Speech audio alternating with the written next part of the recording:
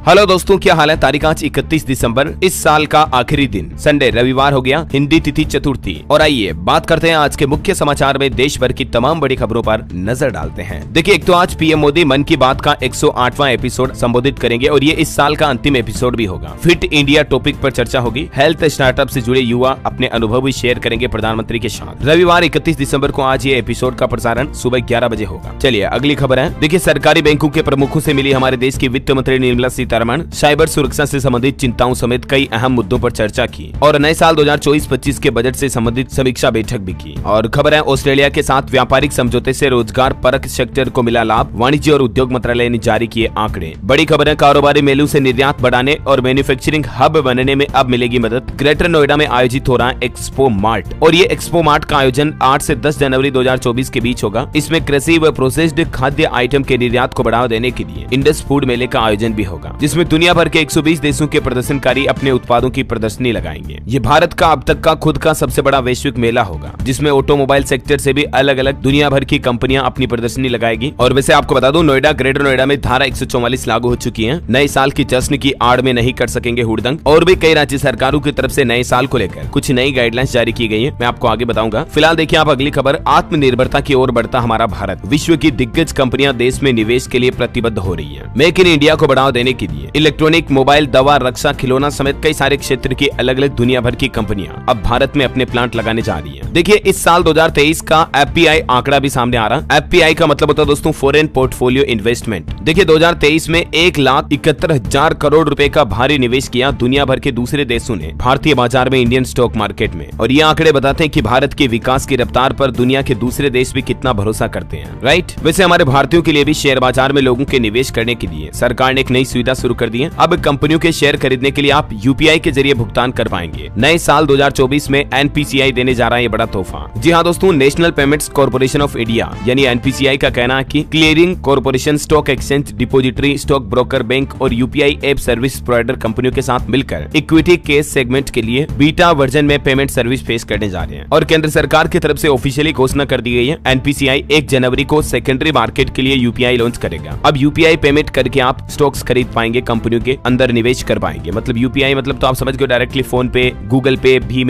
Paytm, इनके जरिए आप डायरेक्टली कंपनियों के स्टॉक में निवेश कर पाएंगे। कितनी आसान हो जाएगी प्रोसेस, राइट। वैसे अभी आईपीओ के लिए ये सुविधा अवेलेबल है, लेकिन नए साल से सरकार सेकेंडरी मार्केट यानी कि शेयर बाजार में भी ये सर्विस शुरू करने जा रही है। इसके रिगार्डिंग और भी ज्यादा डिटेल अगर आप जानना चाहते हैं तो मैंने कल डीएलएस न्यूज पर एक डिटेल वीडियो बताया था। गूगल पे, फोन पे समेत सभी यूपीआई पर खुशखबरी है। 2024 से बड़ा फायदा मिलेगा, इस वीडियो को देख लीजिएगा आप, ठीक है। चलिए दोस्तों अगली बड़ी खबर देखिए। बैंकिंग न्यूज से शानदार खबर आ रही है। एसबीआई के बाद अभी इन दो बैंकों ने बढ़ाए एफडी के रेट्स। नए साल में आपको 1.25% तक ज्यादा ब्याज मिलेगा। अभी 1-2 दिन पहले तो एसबीआई ने एफडी में ब्याज दरों में बढ़ोतरी की थी, मैंने आपको बताया था। अब इसके बाद देखिए आप, एक तो बैंक ऑफ बड़ौदा ने नए साल का ग्राहकों को गिफ्ट दिया है, एफडी पर आपको ज्यादा ब्याज मिलेगा। बैंक ऑफ बड़ौदा की तरफ से अलग अलग एफडी की ब्याज दरों में लगभग 1.25% तक की बढ़ोतरी की गई है। अब दिनों दिन आपको पता होगा महंगाई बढ़ रही है, बैंक भी अपने लोन की ब्याज दरें बढ़ा रहे हैं, तो इसीलिए ग्राहकों के लिए एफडी की ब्याज दरें बढ़ाना भी बैंकों की अब समय के साथ साथ मजबूरी बन जाती है। देखिए आप, बैंक ऑफ बड़ौदा की तरफ से नई एफडी रेट्स जो जारी की अलग अलग टाइम पीरियड के अकॉर्डिंग कितनी है, ये स्क्रीन पर डिटेल्स आप देख सकते हैं। और भी ज्यादा दिनों की एफडी के लिए 1 साल, 3 साल और वरिष्ठ नागरिकों के लिए कितना ब्याज दे रहा है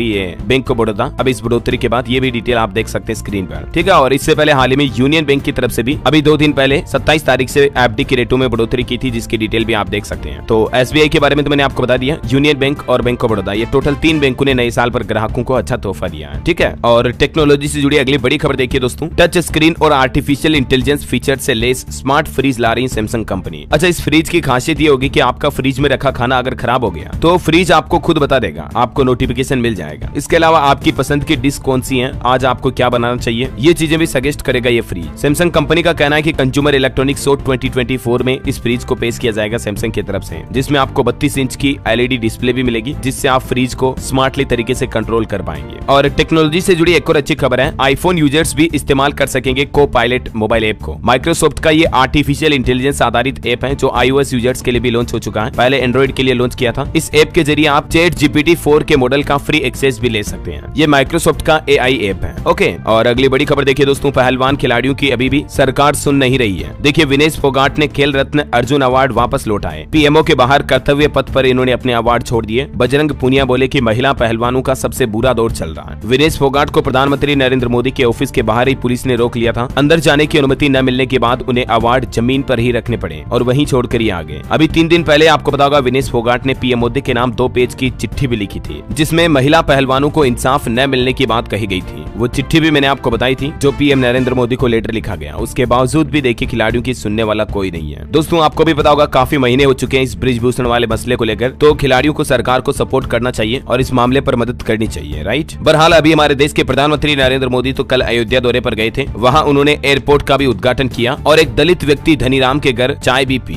स्केच पर ऑटोग्राफ भी दिया। ये वो दलित का घर है जिनको उज्ज्वला योजना के 10 करोड़वां लाभार्थी के तौर पर गैस सिलेंडर दिया गया। तो पीएम मोदी खुद इनके घर चाय पीने पहुंचे। पीएम ने कहा कि चाय बहुत अच्छी बनाई है और मैं खुद चाय वाला हूं तो समझ सकता हूं चाय की क्वालिटी कैसी है। ऐसा मीरा मांझी ये महिला का नाम है जिनके घर पीएम मोदी चाय पीने पहुंचे। उनके परिजनों, उनके बच्चों से भी मुलाकात की, दुलारा पुकारा उनके बच्चों को भी। पीएम मोदी के अयोध्या दौरे के दौरान एक अच्छी बात देखी गई, हिंदू मुस्लिम एकता की अनोखी झलक नजर आई, क्योंकि प्रधानमंत्री का स्वागत करने के लिए अयोध्या में पहुंचे बाबरी के पक्षकार रहे इकबाल अंसारी भी। उन्होंने खुद प्रधानमंत्री पर फूल बरसाए। यहाँ तक कि अयोध्या में मुस्लिम महिलाओं ने भी खुशियां जताते हुए कहा कि न दूरी है न खाई है, मोदी हमारा भाई है। मुस्लिम महिलाओं को जोड़ने के लिए बीजेपी शुरू करेगी शुक्रिया मोदी भाईजान अभियान भी। विदेशों तक राम मंदिर की धमक सुनाई दे रही है। मॉरिशस के सांसद बोले कि मोदी है तो मुमकिन है। अच्छा, पीएम मोदी ने देशवासियों से अयोध्या में एक बड़ी अपील की और कहा कि आप 22 जनवरी को अपने घरों में श्री राम ज्योति जलाएं, दीपक जलाएं और 23 तारीख के बाद ही अयोध्या आएं। लेकिन 22 जनवरी की रात को दिवाली की तरह हम सभी को घरों में राम ज्योति जलानी है। पूरा हिंदुस्तान उस शाम जगमग हो जाना चाहिए। ये पीएम मोदी ने देशवासियों से अपील की और उन्होंने कहा कि मैं भारत के 140 करोड़ देशवासियों से हाथ जोड़कर प्रार्थना कर रहा हूँ कि 22 तारीख के दिन जब भगवान राम विराजमान हो तब दिवाली मनाएं। और आगे वो बोलते हैं कि 22 जनवरी को सभी का अयोध्या आना संभव नहीं है। यहाँ का पूरा कार्यक्रम हो जाए, उसके बाद अपने पूरे परिवार के साथ अयोध्या जरूर आए, लेकिन 22 तारीख को देशवासी अयोध्या न आए ताकि प्रभु श्री राम को तकलीफ ना हो, क्योंकि सुरक्षा व्यवस्थाओं को मैनेज करना मुश्किल हो जाएगा इतने करोड़ों भारतीय अगर वहाँ आएंगे तो। पीएम ने कहा कि जब हमने 550 साल ही इंतजार किया तो कुछ दिन और करें इंतजार, और इसलिए प्रधानमंत्री ने कहा कि 22 तारीख को सिर्फ वही लोग अयोध्या आए जिन्हें निमंत्रण मिला है। पीएम मोदी ने अयोध्या में रेलवे स्टेशन और एयरपोर्ट का तो उद्घाटन किया। वो बोले कि आज यहाँ प्रगति का उत्साह है, कुछ दिन बाद परंपरा का उत्साह होगा। साथ ही अपने अयोध्या दौरे के दौरान उत्तर प्रदेश को 15,700 करोड़ की अलग अलग परियोजनाओं की सौगात भी दी। नए एयरपोर्ट और नए रेलवे स्टेशन के साथ 6 नई वंदे भारत ट्रेनों की सौगात भी दी और 6 वंदे भारत ट्रेनों के साथ 2 अमृत भारत ट्रेनों को भी हरी झंडी दिखाई पीएम मोदी ने। ये ट्रेनें कहां से कहां तक चलेगी, जिनके रूट की डिटेल भी आप देख सकते हैं। इन ट्रेनों की शुरुआत होने से कई राज्यों के लाखों लोगों को, रेल यात्रियों को सुविधा का फायदा मिलेगा। और वहीं देखिए अयोध्या में कुछ और नए प्लान। अयोध्या की पहली फ्लाइट जब अयोध्या एयरपोर्ट से रवाना हुई तो उसमें हनुमान चालीसा का पाठ किया गया। पायलट ने जय श्री राम बोलकर पैसेंजर्स का स्वागत भी किया। यात्री बोले कि ये पहला सफर हमें जिंदगी भर याद रहेगा। चलिए अगली बड़ी खबर देखिए। 8 प्रदेशों के 600 चिकित्सक राम भक्तों को देंगे सेवा। इंडियन मेडिकल एसोसिएशन डॉक्टरों से साथ रही संपर्क। 22 जनवरी को राम मंदिर के दिन हजारों डॉक्टर आपकी सेवा में वहां लगे होंगे।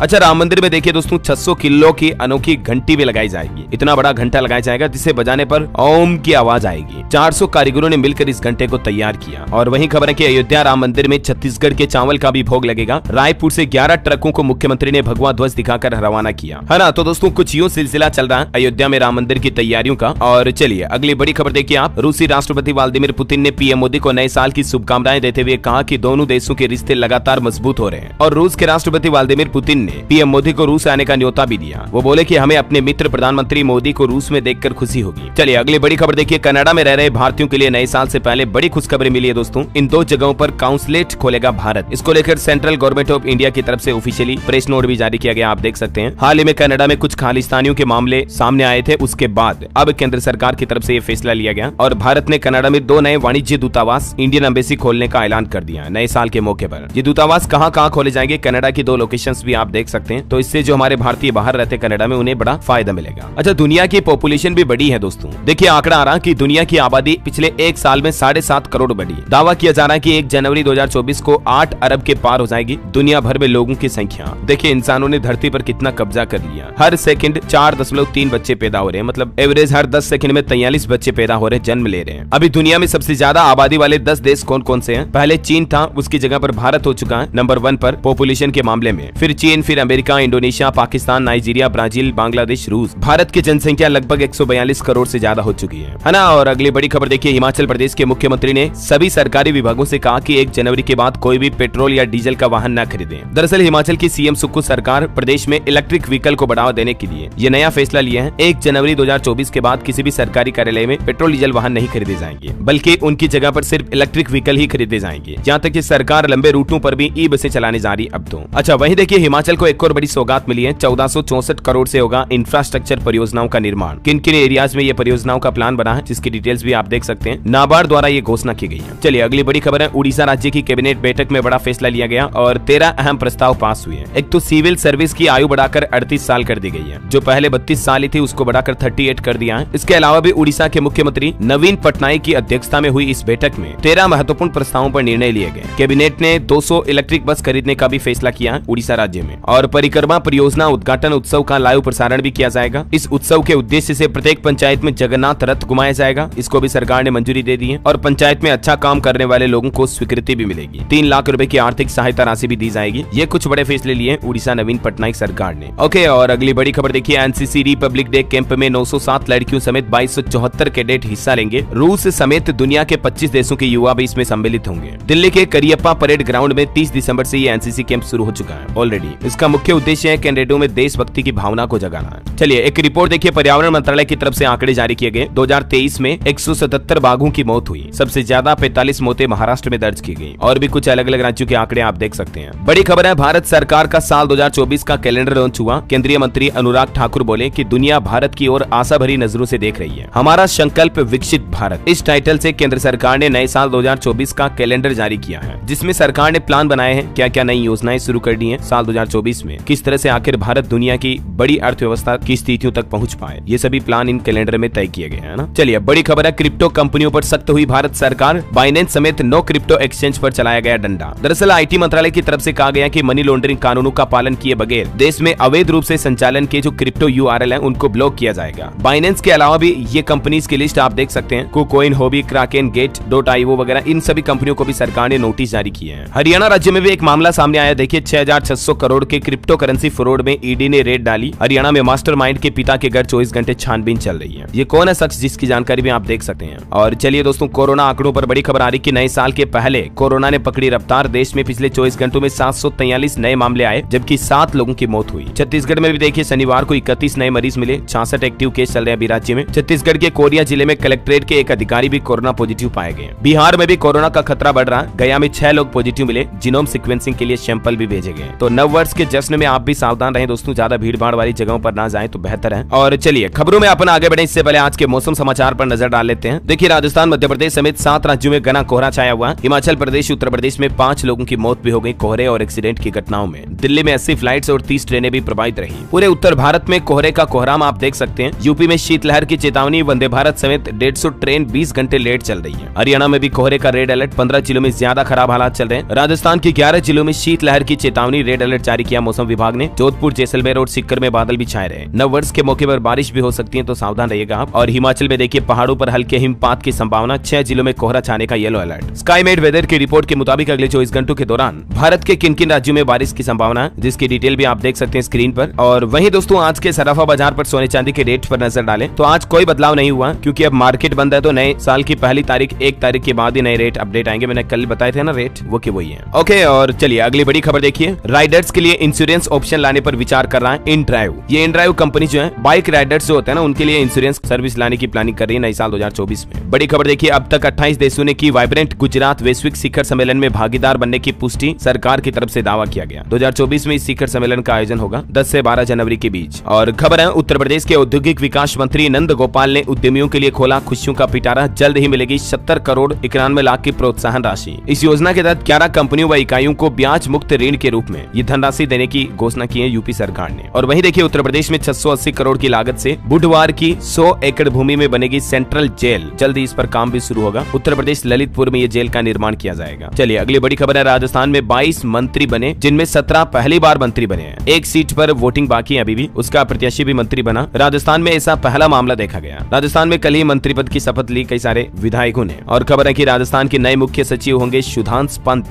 केंद्र सरकार से मूल कैडर आने की मंजूरी भी मिली इन्हें। राजस्थान के सभी 22 मंत्रियों की प्रोफाइल भी मैं आपको फटाफट से बता देता हूँ। देखिए आप, किरोड़ी लाल और टीटी सबसे उम्रदराज मंत्री रहे। सिर्फ एक महिला मंत्री बनी 22 में से कैबिनेट में, और वो ही सबसे ज्यादा पढ़ी लिखी भी है। ये देखिए आप, राजस्थान के अलग अलग मंत्रियों की प्रोफाइल भी आप देख सकते हैं। किरोड़ी लाल मीणा जो कि वसुंधरा सरकार में भी मंत्री रहे, फिर गजेंद्र सिंह, राज्यवर्धन और भी अलग अलग नाम की लिस्ट आप ये फटाफट से देख लीजिएगा। अच्छा, मध्य प्रदेश में भी मंत्रियों को विभागों का बंटवारा दिया गया। सीएम ने गृह अपने पास रखा, गृह विभाग मतलब, और विजय वर्गीय को नगरीय प्रशासन और प्रहलाद को पंचायत एवं ग्रामीण विकास मंत्री का कार्यभार दिया गया। ओके, और अगली बड़ी खबर देखिए, हरियाणा की मनोहर लाल खट्टर सरकार ने घोषणा की है, मुख्यमंत्री तीर्थ दर्शन योजना में बुजुर्ग अब रामलला के दर्शन भी कर पाएंगे। हरियाणा सरकार बुजुर्गों को अयोध्या रामलला के दर्शन करने के लिए घुमाने के लिए ले जाएगी। 25 जनवरी के बाद ये नई सुविधा शुरू होगी। अच्छा, टेक्नोलॉजी से बड़ी खबर आ रही है दोस्तों, गूगल बंद करने जा रहा मैप का ये अहम फीचर। फरवरी 2024 के बाद गूगल मैप के इस फीचर का आप इस्तेमाल नहीं कर पाएंगे। अभी आपको बताऊंगा, गूगल मैप में एक फीचर आता है जिसके तहत एक डैशबोर्ड में आपको media suggestion, audio control, map आदि दिखते हैं, है ना। तो ये फीचर बंद हो जाएगा। Google company assistant drive mode को एंड्रॉइड ऑटो के साथ रिप्लेस करने जा रही है और टेक रिपोर्ट्स के मुताबिक फरवरी 2024 के बाद गूगल का ये असिस्टेंट ड्राइविंग मोड बंद हो जाएगा। अच्छा, टेक्नोलॉजी से एक और शानदार खबर आ रही है, व्हाट्सएप पर प्राइवेसी बढ़ने वाली है। जल्द ही व्हाट्सएप में इस तरह की नई सुविधा मिलेगी कि आप बिना मोबाइल नंबर शेयर किए किसी के साथ बात कर पाएंगे, चैटिंग कर पाएंगे, मतलब फोन नंबर शेयर करने की जरूरत नहीं पड़ेगी। प्राइवेसी को लेकर व्हाट्सएप ये नया फीचर लेकर आ रहा है और वाकई में ये फीचर बहुत ही शानदार होगा। अच्छा, इंस्टाग्राम भी एक नया फीचर ला रहा है, मैंने आपको कल ही बताया था। अब आप खुद की स्टोरीज में दूसरे की प्रोफाइल भी शेयर कर पाएंगे, एक दूसरे की प्रोफाइल में कोलैबोरेट कर पाएंगे स्टोरीज के जरिए। ये नए फीचर 2024 में इंस्टाग्राम रोल आउट करेगा, ठीक है। और चलिए अगली बड़ी खबर देखिए, मेट्रो का बड़ा ऐलान। 31 दिसंबर की रात 9 बजे के बाद एग्जिट गेट रहेगा बंद, एंट्री रहेगी चालू। नववर्ष के मौके पर दिल्ली मेट्रो की तरफ से नया शेड्यूल जारी किया गया। और खबर है, उत्तर प्रदेश के चीफ सेक्रेटरी बने रहेंगे दुर्गा शंकर मिश्र। केंद्र सरकार की तरफ से 6 महीने इनका कार्यकाल और बढ़ाया गया। उत्तराखंड सरकार की बड़ी घोषणा, हर ग्राम पंचायत में बनेगा एक खेल मैदान। मिनी स्टेडियम के लिए 70 लाख रुपए भी दिए जाएंगे हर ग्राम पंचायत को, शासन का आदेश भी जारी हुआ। उत्तराखंड राज्य में खेलों को बढ़ावा देने के लिए नव वर्ष के मौके पर वाकई में ये शानदार घोषणा की गई है उत्तराखंड की पुष्कर सिंह धामी सरकार की तरफ से। और वहीं दोस्तों 1 जनवरी से ही गूगल पे, पेटीएम, फोन पे अकाउंट वगैरह को लेकर भी एक नया नियम लागू होने जा रहा है। 1 साल से अगर आपने कोई पेमेंट नहीं किया तो एनपीसीआई के द्वारा आदेश के मुताबिक आपकी यूपीआई आईडी बंद कर दी जाएगी, ठीक है। इसके अलावा भी 1 जनवरी 2024 से कई सारे नियम बदलने जा रहे हैं। कुछ ऐसे काम भी हैं जो आपको 31 दिसंबर तक निपटा ही लेने हैं, जैसे इनकम टैक्स रिटर्न भरने की अंतिम तिथि 31 दिसंबर है, उससे पहले आपको जमा करवा देना, बैंक लॉकर एग्रीमेंट वगैरह को लेकर। तो इसके बारे में मैंने डिटेल जानकारी डीएलएस न्यूज के ऊपर अलग अलग वीडियोस में बता रखी है, आप चैनल पर जाकर देख लीजिएगा। एक तो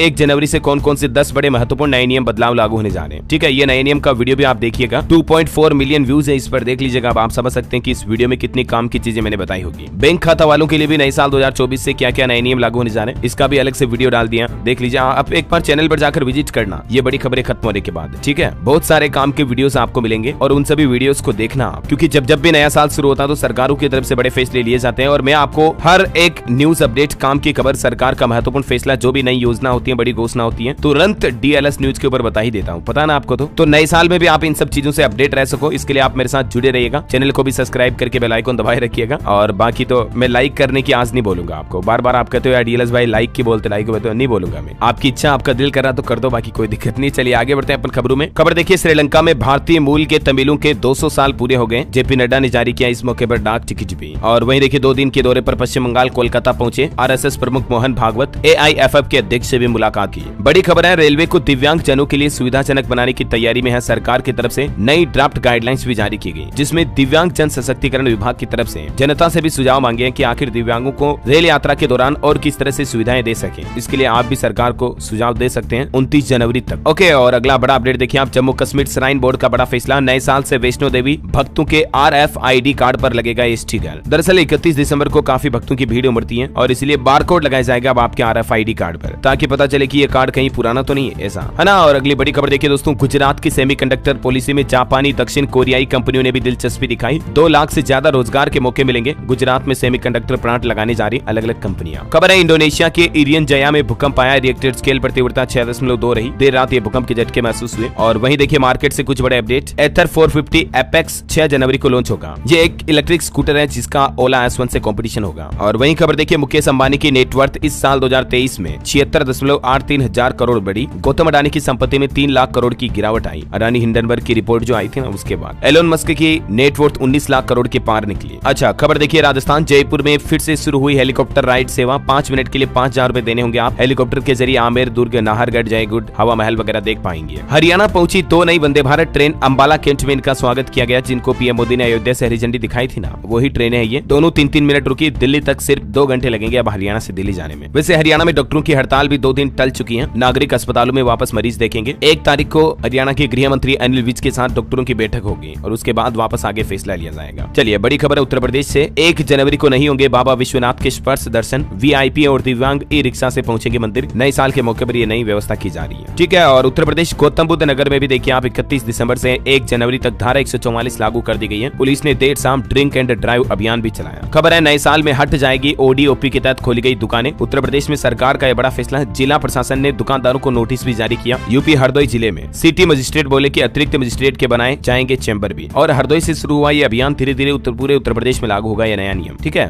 और खबर देखिए, पंजाब चंडीगढ़ में 12 बजे तक होगा न्यू ईयर का सेलिब्रेशन। पुलिस ने सुरक्षा के इंतजाम भी किए। 1500 कर्मचारियों की ड्यूटी भी लगाई। और खबर है कि झारखंड सरकार पर 900 करोड़ का आर्थिक बोझ बढ़ाएगी ये नई पेंशन योजना, क्योंकि कल ही झारखंड की हेमंत सोरेन सरकार ने पेंशन पाने वालों की उम्र घटाई थी ना। पहले 60 साल के लोगों को पेंशन मिलती थी, उसकी जगह अब 50 साल की उम्र से ही वृद्धावस्था पेंशन मिलना शुरू हो जाए। झारखंड सरकार ने अपनी चौथी वर्षगांठ पर यह फैसला लिया था, मैंने आपको बताया भी था, है ना। तो अब इस पर रिपोर्ट सामने आ रही दोस्तों की इससे सरकार पर हर साल 900 करोड़ का सालाना बोझ पड़ेगा, ऐसा है ना। और वहीं खबर देखिए आप, मध्य गाजा की तरफ बढ़ी इजरायली सेना। पिछले 24 घंटों में 100 से ज्यादा फिलिस्तीनियों की मौत हुई, 158 घायल हुए। इजराइल हमास जंग पर यह अपडेट है। रूस यूक्रेन जंग पर भी बड़ी खबर आ रही। ताबड़तोड़ दागी 158 मिसाइलें रूस ने यूक्रेन पर। हमले में 31 लोगों की मौत हुई। ब्रिटिश रक्षा मंत्रालय की तरफ से भी निंदा की गई। और देखिए गाजा के नागरिकों का कहना है कि गाजा नर्क जैसा बन गया, वहाँ कोई बेकसूर नहीं है। हमास कैद से झूठी बंधक बोली, चिड़ियाघर के जानवर जैसा महसूस हुआ। सबसे ज्यादा डर तो इस बात का था। और बड़ी खबर देखिए, गुजरात में हिट एंड रन के नए कानून का विरोध किया लोगों ने। राजकोट अहमदाबाद हाईवे पर उतरे ट्रक चालक, पुलिस को करना पड़ा लाठीचार्ज भी। हाल ही में सरकार ने जो लोकसभा में हिट एंड रन मामलों से जुड़ा एक नया कानून पेश किया, तो उसका ट्रक चालक विरोध कर रहे हैं। चलिए कुछ एजुकेशनल खबरें देखिए आप। उत्तराखंड बोर्ड का टाइम टेबल जारी हो चुका। 27 फरवरी से शुरू होगी 10वीं 12वीं की परीक्षाएं। और उत्तराखंड में रफ्तार के शौकीन भी सावधान हो जाएं। अब वीडियो के साथ घर पर पहुंचेगा चालान। ट्रैफिक पुलिस की तरफ से नई साल 2024 से ये नई तैयारियां शुरू कर दी है। ठीक है। और यूपी में देखिए बेसिक स्कूलों का कैलेंडर जारी हुआ। अब पितृ विसर्जन की छुट्टी ले सकेंगे शिक्षक। बसंत पंचमी के अवकाश को काट दिया। यूपी बेसिक स्कूलों के अवकाश तालिका भी जारी हो चुके हैं। 31 दिसंबर से 14 जनवरी 2024 तक शीतकालीन अवकाश यानी कि सर्दी की छुट्टियां रहेगी। और 20 मई से 15 जून तक गर्मी की छुट्टियां रहेगी। वैसे आपको बता दूं, यूपी में पॉलिटेक्निक में एडमिशन के लिए भी 8 जनवरी से एडमिशन ओपन होने जा रहे हैं। तो जो युवा एडमिशन लेना चाहते पॉलिटेक्निक में वो ले पाएंगे। ओके। और खबर है, बंगलुरु पुलिस ने नए साल से पहले 15 दिनों के लिए मॉल ऑफ एशिया में पब्लिक एंट्री पर रोक लगाई। और अंत में आज के राशिफल पर नजर डाले दोस्तों, तो देखिए 2023 के आखिरी दिन 31 दिसंबर का टेरो राशिफल कहता है, मिथुन और कन्या राशि के लोग निराशा से बचें। वृश्चिक राशि के लोग आलोचनाओं पर ध्यान न दें। मेष राशि के लोगों को नौकरी में तरक्की मिलेगी नए साल 2024 में, लेकिन सेहत को लेकर सावधान रहना जरूरी है। और भी अलग अलग राशियों का अगर आप सालाना राशिफल देखना चाहते हैं तो मैं डीएलएस न्यूज चैनल पर वीडियोस ला दूंगा आपके लिए। वृश्चिक राशि के लोगों को उम्मीद से ज्यादा फायदा मिलेगा। मीन राशि वालों की इनकम बेहतर होने के योग है। ठीक है। और बाकी अलग अलग राशियों के वीडियोस डीएलएस न्यूज चैनल पर आ जाएंगे 1-2 दिन के अंदर। सभी राशियों के लिए नया साल कैसा रहेगा आपको पता चल जाएगा। ओके। और हाँ दोस्तों, आप मुझे कमेंट करके बताइए कि हमारे सौरमंडल का सबसे बड़ा ग्रह कौन सा है। ऑप्शन नहीं देने वाला हूँ, आपको कमेंट करके लिखना है उसका नाम। सही जवाब देने वाले लोगों को रैंडमली सेलेक्ट होने पर डीएलएस न्यूज टीम के सरप्राइज गिफ्ट कॉन्टेस्ट में हिस्सा लेने का मौका मिलेगा। और बाकी नए साल की आप सभी को ढेर सारी शुभकामनाएं। कल और बात करेंगे नववर्ष के रिजोल्यूशन वगैरह पर, और नए साल से जुड़ी काफी नई जानकारियां बताऊंगा मैं आपको कल। फिलहाल के लिए इस वीडियो में इतना ही। इस वीडियो को लाइक कीजिए, शेयर कीजिए। अगर आपको अच्छा लगा तो आपके दोस्तों के साथ फेसबुक और व्हाट्सएप पर भी शेयर करना। और डीएलएस न्यूज चैनल को सब्सक्राइब करके बेल आइकन दबाना बिल्कुल भी मत भूलना। जय हिंद, जय भारत, वंदे मातरम।